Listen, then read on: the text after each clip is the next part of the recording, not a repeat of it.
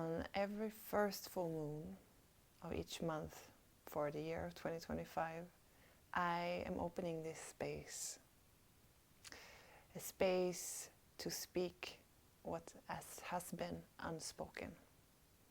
It's a space for women to come together and share our experiences, our stories when it comes to sexual trauma as a big umbrella term for anything that ends up in the categories of sexual assault, rape, harassment, boundary violations, and so forth. And that is a space that can include every woman on this planet.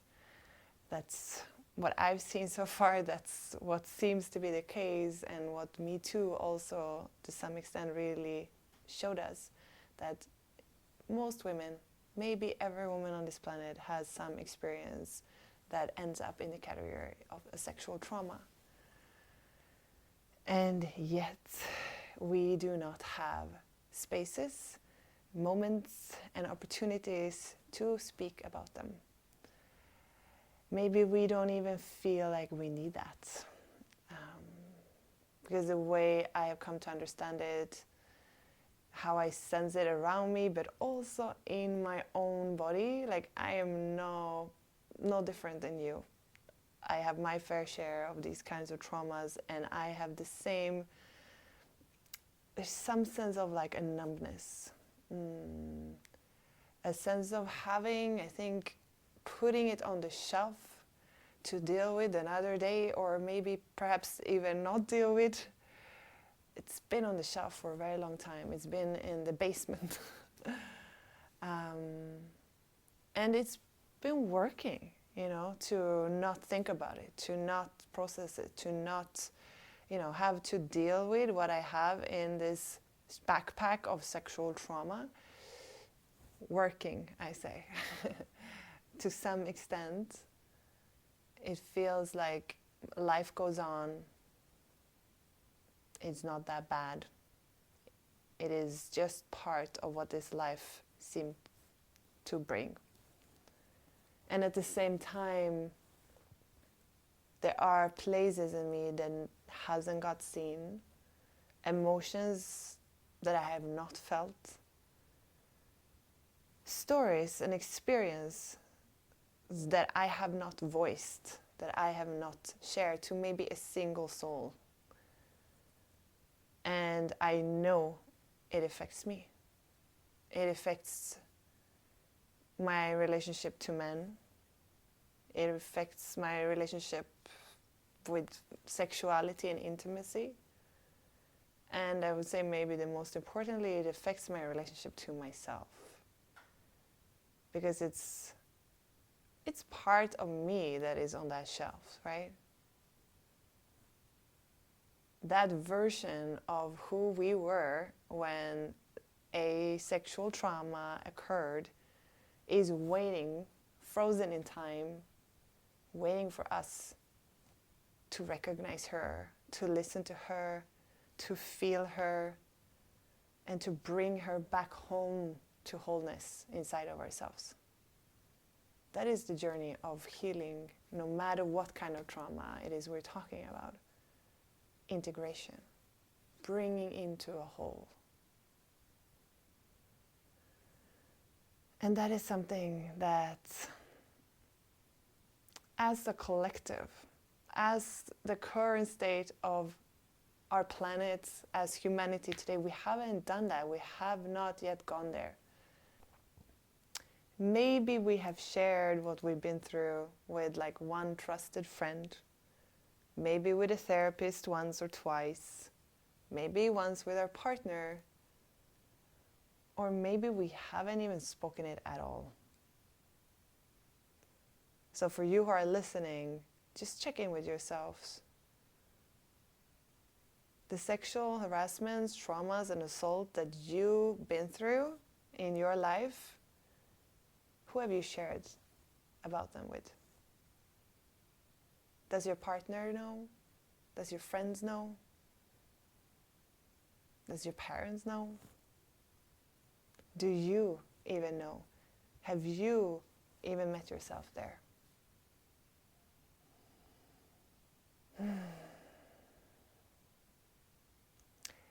There is a quite common healing method, and actually I've heard it specifically when it comes to working with sexual trauma, like rape, for example, that you are asked to share what's happened, like the turn of the events, like what happened, A, B, C, D, this happened, this happened, this happened, and what it made you feel as many times as your system needs to, in order to be able to tell it fully in detail without having any response in your body, without having contraction, emotions flashing up, freeze, fight, freeze, right? Without your body going into a survival state.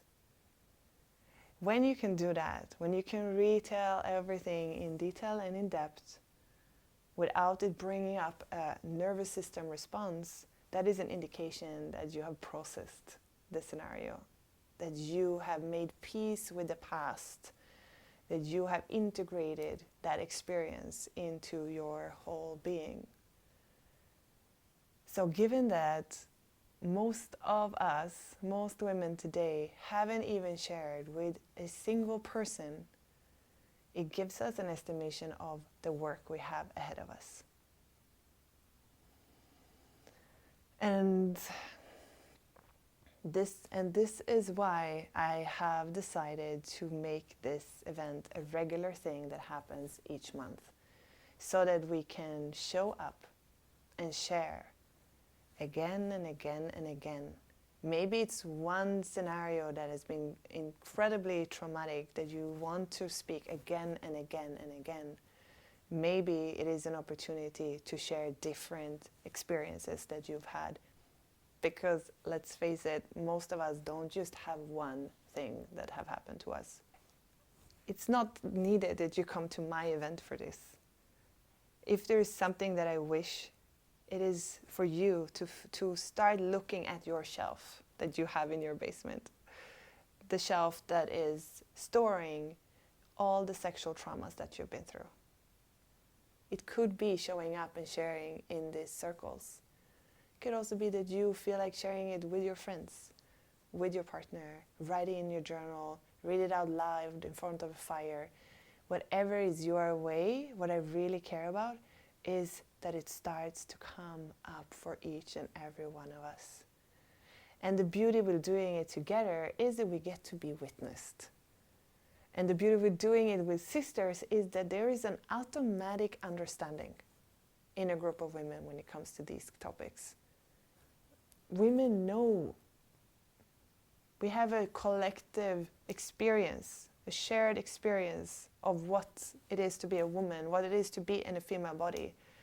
So it is such a nourishing space to be in, because there is no questioning, no fixing, no needing to do anything, but it is a compassionate listening that occurs. We just hear each other, hear our stories, hear our experiences, and feel what that is, feel that pain together. It's a shared pain. It's personal to what we've been through personally, but it is also a shared pain. That's what Speak the Unspoken is all about. And as I've said before, I am just like you. I'm one of you. I am a woman who have my fair share of sexual trauma, and I have also not shared with many people. I have also not processed this fully. And I start to feel now a little anxiousness in my belly, because I know and feel in my in my guts, I don't know if it's in my womb maybe, that I don't want to just talk about this. I want to walk the walk myself.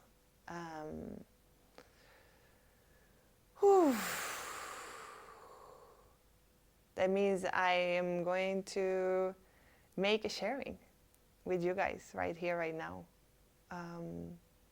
about something on this topic of something that I've been through when it comes to my sexual traumas. I have no idea what I will share about.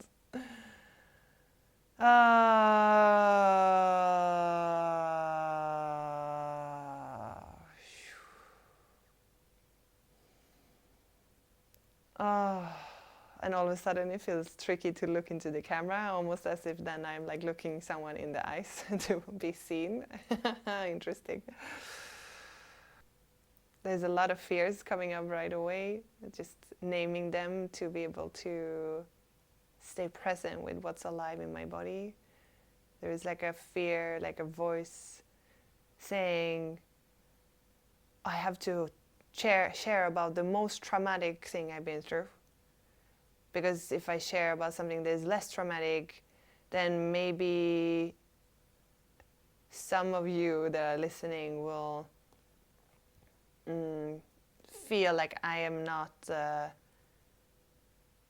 I haven't been through enough tough things to be able to hold these kind of circles or something like that, which doesn't really make so much sense to the rest of me, but that is something that's there, like, oh, share the hardest things to get credibility for, you know, that show that you can do it so other people also can find the courage to do it. I'm just allowing that to exist, and I'm not necessarily listening to that advice. We'll see. Because there is another part of me that like goes right away, like, well, that's very revealing, because I don't know who will see this video. I'm actually posting this online for everyone to see. This is not just a safe, contained space with just women. So it feels, there's definitely another edge present in my system compared to when I sit in a closed container with women. But I also have like a spiritual warrior in me that wants to lean into that edge and find the like sweet spot of what feels safe to share, but also not keeping it too safe. Not just in the comfort zone, but leaning a little bit to the edge of growth zone. Okay. I will start talking a little bit of how my life unfolded as a teenager, because that's where I have like a cluster of stuff happening in my life from the age of 14 to 17 maybe. I've actually shared part of this publicly before, that like my first ever sexual experience or intimate experience with a man, it feels more like saying like a boy, was when I was 14, and it wasn't a good one.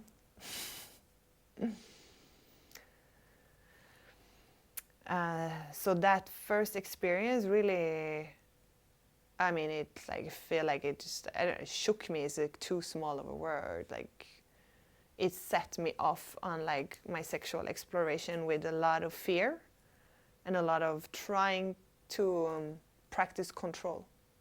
Fear of something like that happening again, wanting to control the situations I was in so that it doesn't happen again. I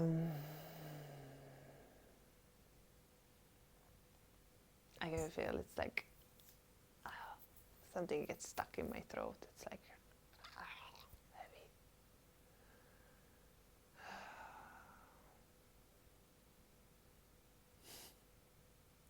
I think it always surprises me that there is so much emotions underneath in these pockets of my life. Because I have actually processed what I would, in my view, I'm like, I processed that a lot. And it's just keeps on being a sore, tender place in my system. And it keeps revealing new layers constantly. Yeah. This is summer of being 14. This is like the third time I'm drinking beer in my life, like third time feeling like drunk. And it's, so far I had kissed one boy. Just to paint you the picture of the newness of stepping into both parties, alcohol, and intimacy with someone. So I'm in this house party. One of the cool guys in my class is throwing a party in his house, and I am getting drunk. Like I drank beer up to this point, and at this party somebody like drops a shot into my beer glass, and I drink that, and then I have another shot. So I'm like, this is the first time I'm drinking like liquor, and I am drunk.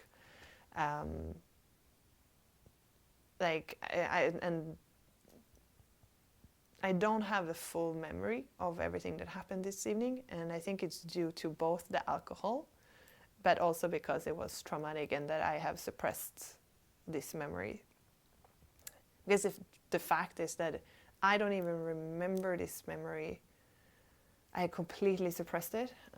It kind of resurfaced for me when I was 30 and doing a sexual shamanic healing retreat, and then this memory just surfaces, and I have completely forgot about it until that. So I think there's still parts of it that exist in my subconscious that I haven't fully gotten yet and might come. I remember I'd been to the bathroom, and I come out from the bathroom and I meet the guy that has this party, and I'm like, like this kind of a drunk, and all of a sudden he's like pushing me against the wall and kisses me. And it's a very double feeling. I remember this very well because it's like, whoa, what is happening? And I felt like a lot of like tongue in my mouth, and I'm like, whoa, like, as I said, I just kissed one person before, and like, wow, this was not how it was the last time, It's a lot to just like, whoa, what is going on? And at the same time, it's not a no in my system. I had actually had a crush on this guy like maybe a year before, but like thinking he would not be interested in me. So it's a bit of like, oh wow, like didn't even know he would be interested in me, kind of a thing. Feeling a little flattered. And then I don't remember many things, because the next thing I remember, I am in what I think is his room on the second floor. I don't remember how I got there.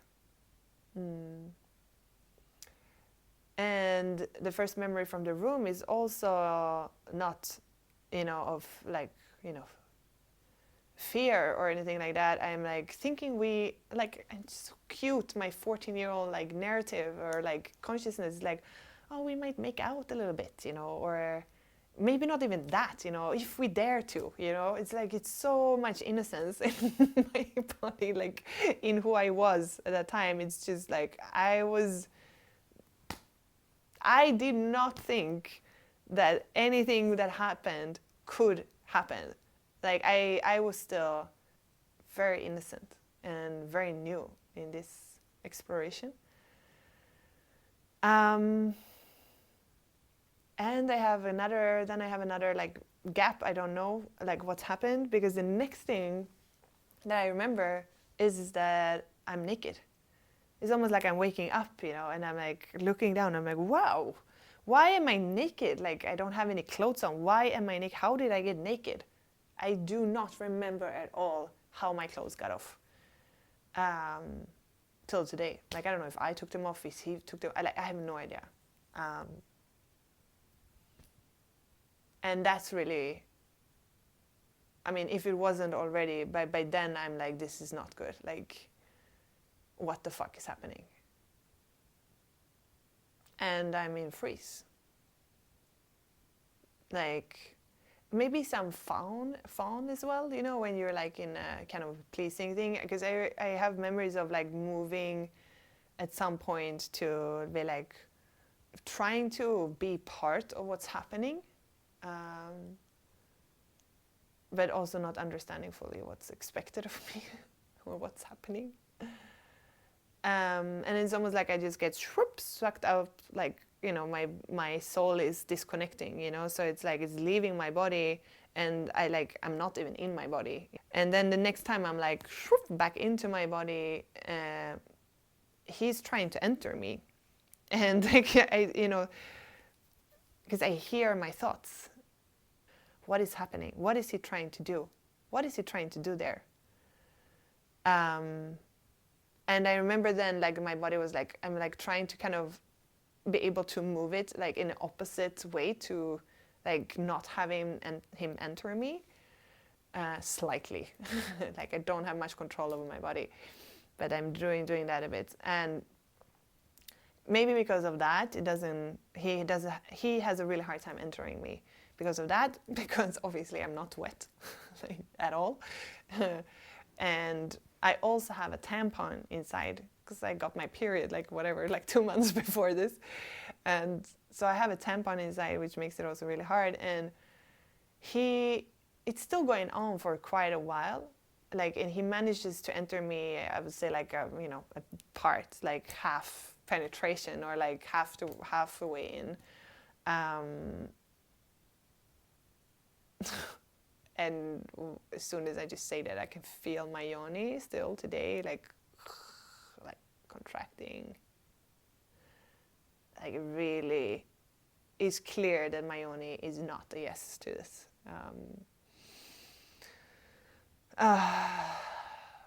And then, you know, he gives up. And like pulls out, and then I don't remember either. Like I don't remember how I got out of there, how we got out of there, if he said something, I don't remember. But I remember, like, I think soon after that, like I'm like calling my dad and asking him to pick me up, and I remember sitting in the car in the back seat and just like not wanting to at all look up to potentially see my dad's eyes in like the back mirror, or just feeling so much shame.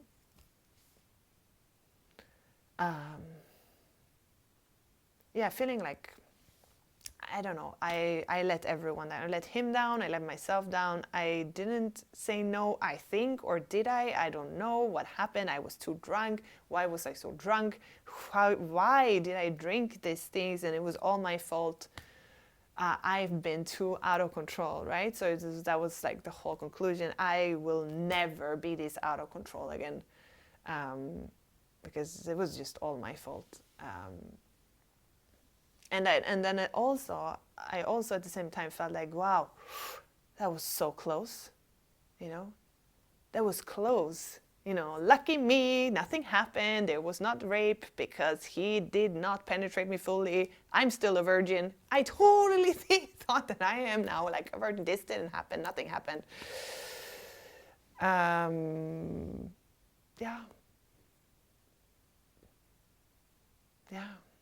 And then in school, I remember feeling shit. This was like just the end of the summer. Like it was maybe a week until school started. And I remember feeling such a dread to go to school, to meet him or anyone else. Or, yeah, it became this huge, it was a huge thing inside of me, of just guilt and shame and like, feeling bad. And when I went to school, it's almost like I could sense that more shit was gonna happen. Like then he had told, I don't know, maybe he had told one person and then that just spread. But like everyone knew that the story was that I was too tight to be able to have sex, and I was still a child in that sense that I was not ready. I was not adult. I was like too tight and too much of a child to have sex, which apparently was a bad thing. Whatever that is, like, I don't even know. It was just like, people started talking behind your back, pointing, it's just. And I remember I was like having a bit of a crush on another guy in my class, or we had a bit of crush on each other. And I remember when I met him, he just like, and I could feel like he knew He've heard the story. It was so clear. And he just looked at me with this disgust. It's like, how could I, you know? Yeah. So it just like reinforced this notion that I had, that I had fucked something up. I had been out of control. I had been whatever, you know, I'd done something wrong. And it was all my fault. Because otherwise, why would this guy speak about it with this kind of pride or like bragging or like, and just talking shit about me? Like, it just confirmed that like obviously something that I did was wrong.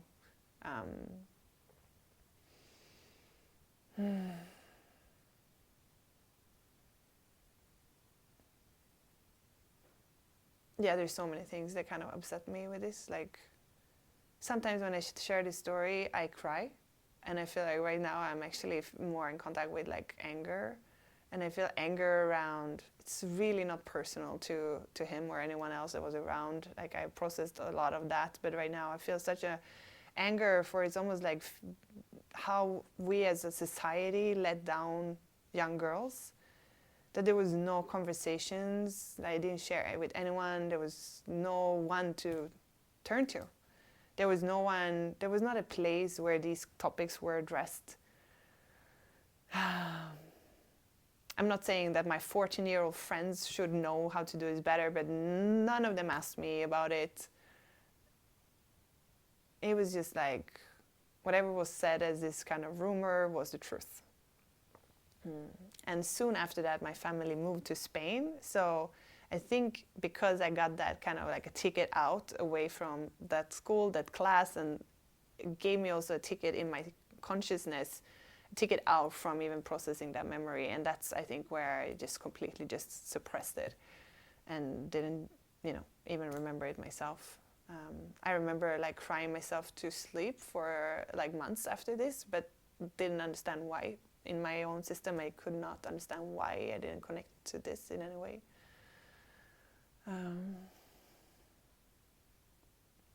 Yeah, it's a sadness for like that there is no rites of passage, nowhere there's information or initiations into what it is to be a woman, what it is to what is intimacy, how do one go about it, what is my body, what is to freeze, and what is it, like what is that, and like talking around like it's not my shame to carry if something happens to me. It's not me who should carry that shame. That shame should be somewhere else.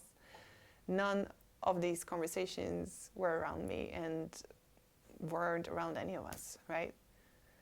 When this memory resurfaced for me when I was 30, I went into like, I would say it was like 2 years of really intense processing for me, of like healing this.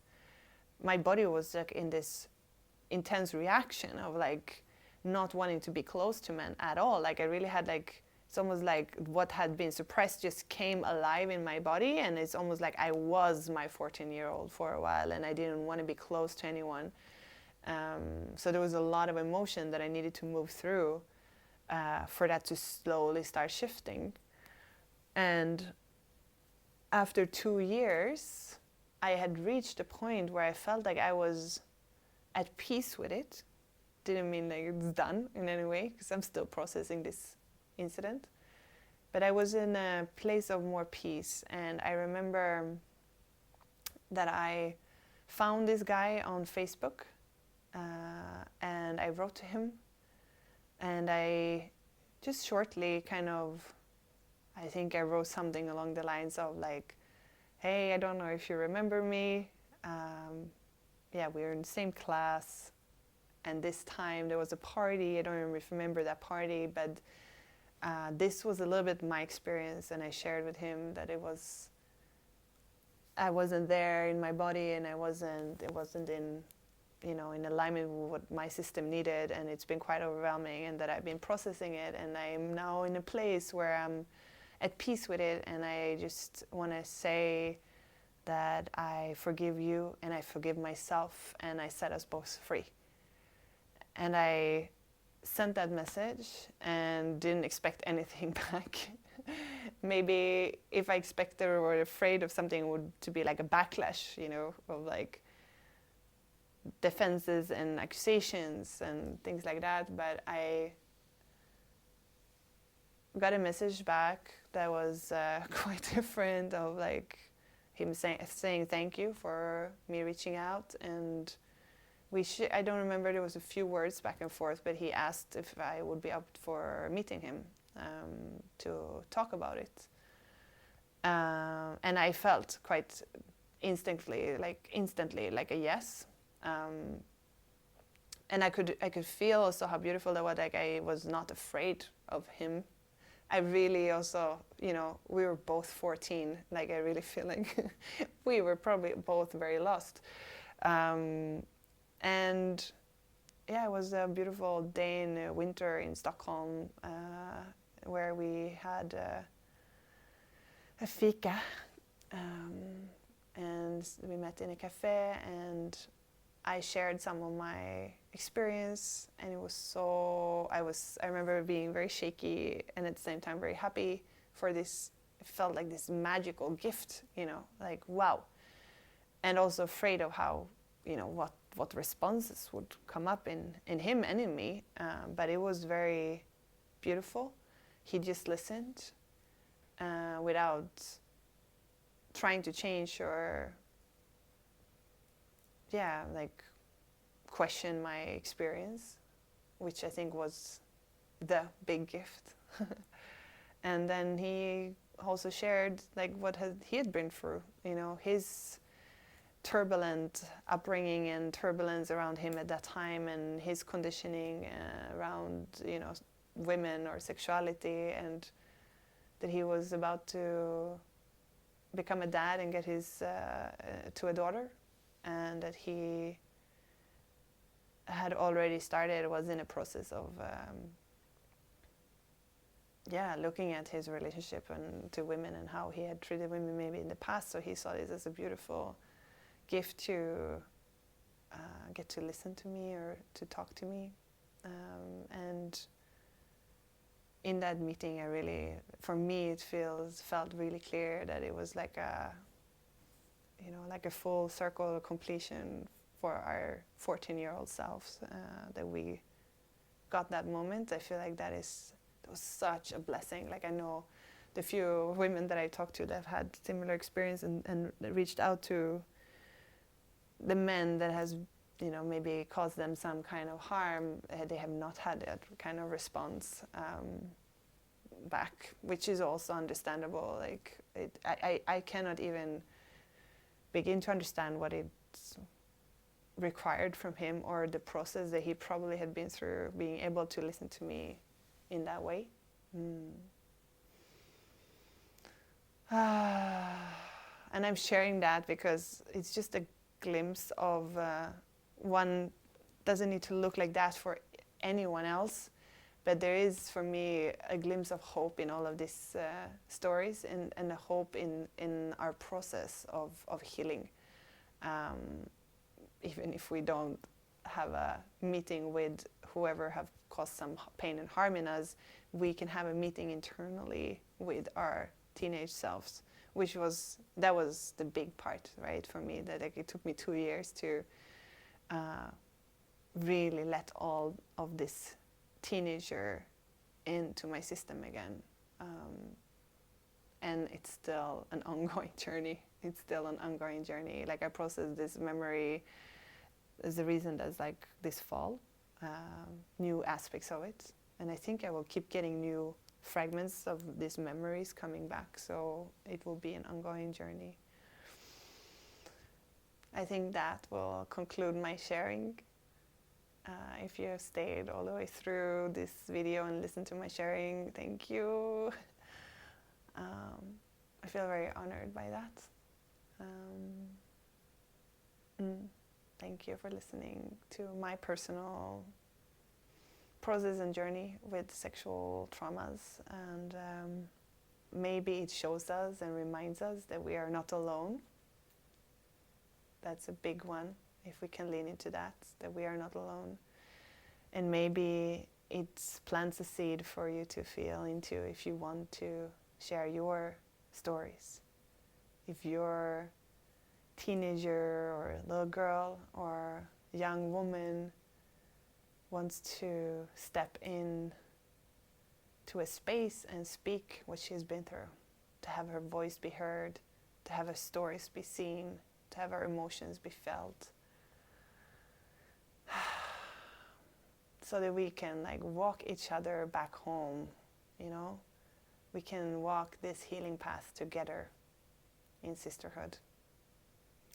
So if you're interested in joining, you will find the information around it in the description of this video.